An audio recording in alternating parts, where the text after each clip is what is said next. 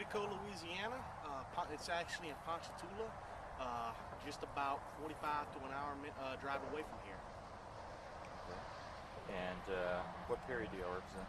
The 1800s, 1860 preferably to 1865. I'm portraying a Confederate Civil War soldier. He's portraying a Union infantry soldier, and basically we are dressed in the period of I'm dressed in the period of late war. He's dressed in the period of early to mid-war. Right here is what they call back then a haversack. This right here was carried. They had their food, other odd and end stuff. They would probably carry a flask for medicines and things like that. They carried food, their plates, their utensils. Right here is a cap pouch. Now, since I have a flint-firing musket, I would have no need for the caps, and it would carry roughly 100 caps inside of it. On this side, I have a cartridge box. This is where all of my rounds would go. They would carry between 50 to 60 rounds of ammunition in a paper tube, similar to this, and inside this paper tube would have been a bullet, a powder, some powder, and they would have bit the paper, poured it in there, and fired. Then I have a standard home carried knife. This right here, they would have used this for many uses, fighting, eating, digging, whatever. They could have also used this to pry out bullets if need be. And on my neck here,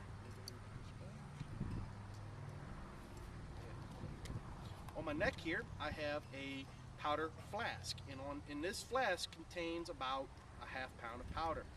This here would have been used to reload the pistols when not fighting, or reload the actual primer, prism inside of this so that you could refire. What I got on is a standard blanket roll, which most Confederate would have probably worn, and Union at that some too. Basically, I would put everything that I have inside of here. Most of the time, they would either put a little piece of tintype.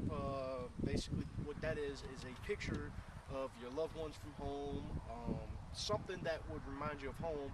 You would have other blankets. You would probably have a pillow in here.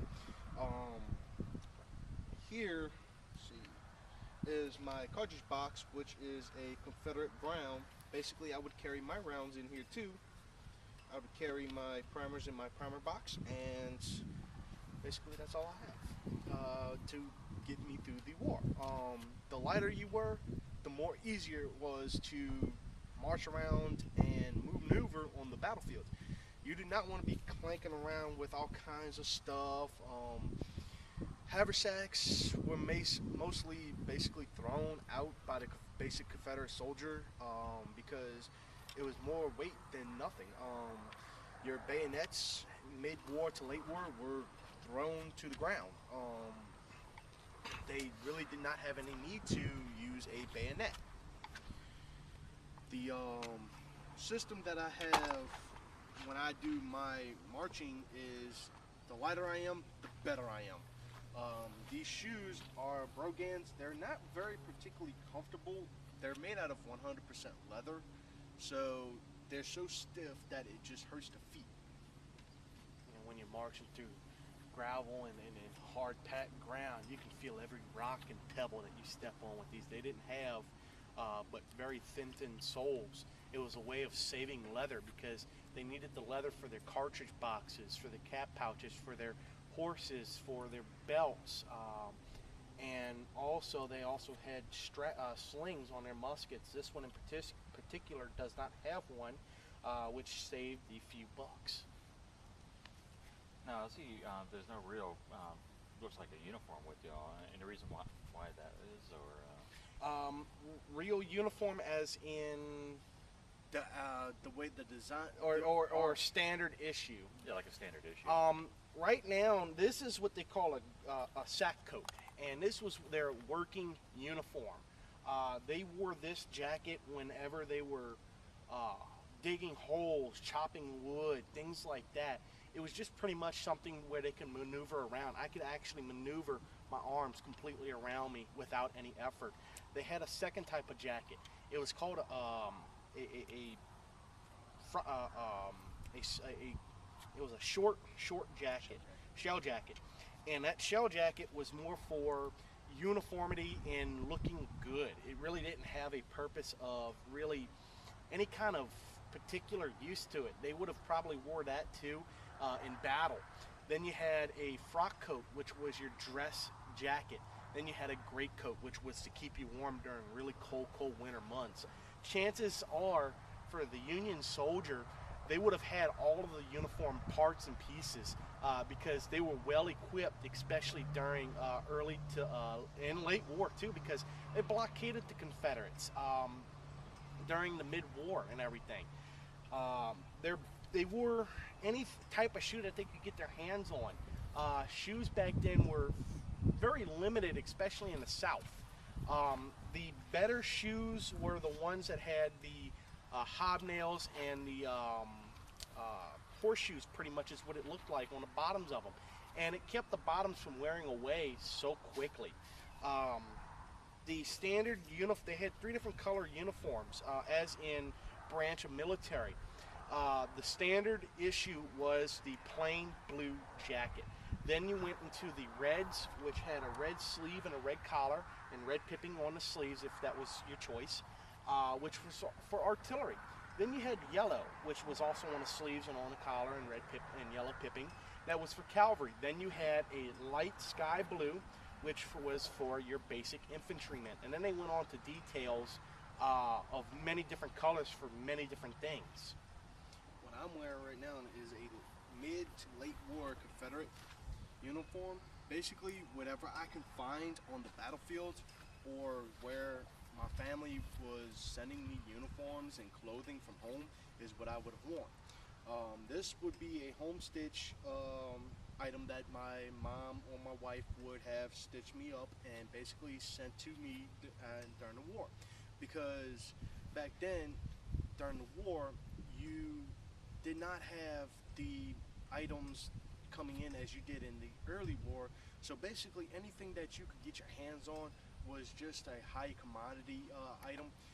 Shirts in particular, you would have, in early war, you would have been issued 3 shirts, 1 pair of pants, 1 jacket, 1 vest, and 2 pairs of socks. Everything else was basically your own supply. During mid-war, you would only be supplied 1 shirt if you were lucky. If you were in a regular unit, you would be supplied no shoe, no sock, no jacket, no pants. In the late war, basically whatever I could get my hands on, like I said, is what I could get my hands on. Now, I can tell. I mean, I can tell about rank. Rank on the standard issued infantrymen would have a sergeant rank. You would see your sergeants would have 2 stripes, 3 stripes going down. Your corporals would have 2 stripes going down. Now, most of the time, the rank structure was very far in between, as in there was mostly privates instead of corporals.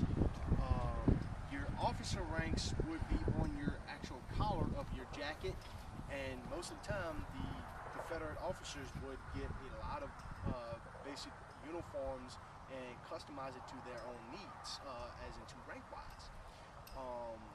Hats, on the other hand, there were all kinds of different hats. What I'm wearing right now is a round brim Dirty Billy's hat. Basically, this was what I would wear from the house.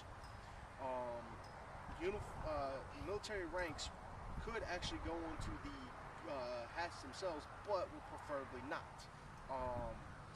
Other than that, the ranks would actually be the color of your military branch service. As he was saying earlier about the colors, artillery would be red, you would have red ranks. Officers going into the generals now, those were very difficult if you did not know your rank structure to look at, because all officers of more than a captain on above would have stars on it. You would have to actually look at the jacket itself. A general will, one-star general will basically have one row of buttons on each side going down. The brigadier general, then you have your would have 2 buttons going down on each side, split, so that way you could tell what general he was. Your next general would have 3 all the way down, so and so, till you get your 4-star generals. And that's how the rank structure was set up back then. And then here you can see this is just a plain private's jacket. They didn't have, privates back then did not have any rank whatsoever. They didn't have any kind of designs or anything special. It was just a pretty much almost like the modern military today, where they don't have a full a rank for the privates. You just, as you start working your way up the ranks, you start getting more stripes. If you're an officer, you start getting more what we call pipping or chicken scratch or whatever it may be, whatever the term someone uses. It was just a way of showing how much rank you had, and so on and so forth.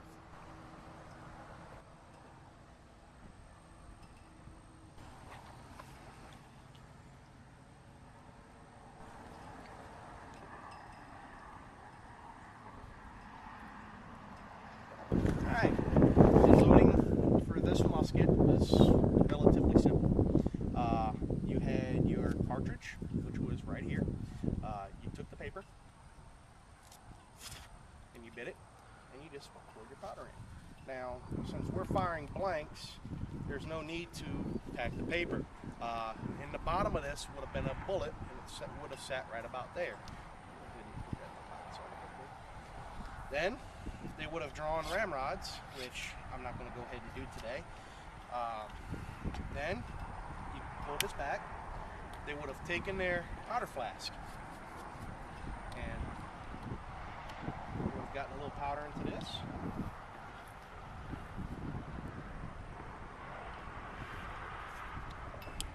And they would have closed their primer. They'd go back. Now, these muskets here, every now and again they'll go off. It wasn't always a guarantee that it would go off, so we're going to go ahead and fire it now. Fire in the hole! As you see, there was a little delay with this musket. The reason for that delay is inside of this musket there's a little primer hole, and you can see little puffs of smoke coming out of this. The powder would have had to get relit right here. This would strike this, and it would light the powder. The flame would travel into here and then straight into the actual powder that was inside of here, making the ball fire. And then when it was done firing, everything would have went into a pretty much a safe position to where you could reload again. And just the same loading technique, except for that you don't pour powder in a fizzle. So It had a term, 4F. If you had 4 front teeth or 4 side teeth, you were able to get into the infantry. Now, if you didn't, you would have to go into the artillery or something else, more clerk. Same loading technique, just drop your paper after you put your ball. You would take your ramrod and actually pack it, which I am not going to do either because of safety reasons. They would come to the full cock, take up primer. If I can get one out. These little guys right here, they were filled with fulminated mercury. Basically, imagine a little toy cap gun, little caps. Basically, this is the big brother of it. You put it in, go to full cock, which I'm already at. Take aim, out at the port. Fire in the hole! And that's basically the loading firing of the muskets. Like this. And then the loading and firing of the pistol, you pretty much do the same thing as you would do the musket. You would fill this up with one bit of this, and I'm not going to go ahead because it's already preloaded, and then you would pour it into here, and then you would pull this thing to half cock, and you would pack it down with the rammer. Then you would take your bullet, and you'd put that on there, and then you would pack that down. And since I've already have one preloaded with a blank, I'm going to go ahead and fire. Fire in the hole! Alright. They do have a tendency to mishap and not fire sometimes. And that there was the pistol. This is the most crucial step. They practice this all the time. So if you did not return rammer, you were basically useless. Like I said, take your thumb, push it down, keeping your hands away from the muzzle, because after about 30, 40 rounds going through this, it gets pretty hot and might cook off one round. Then come to the ready. You take it on half cock. There's no primer in it whatsoever. What? This would be the equivalent to a safety today. The saying, don't go off half cocked. I can pull that trigger all day long and it will not go off. You would take one primer, put it in, and let me go over here for this.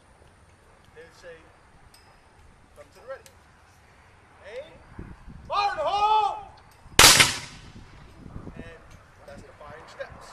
You keep on doing that until they would call ceasefire, or basically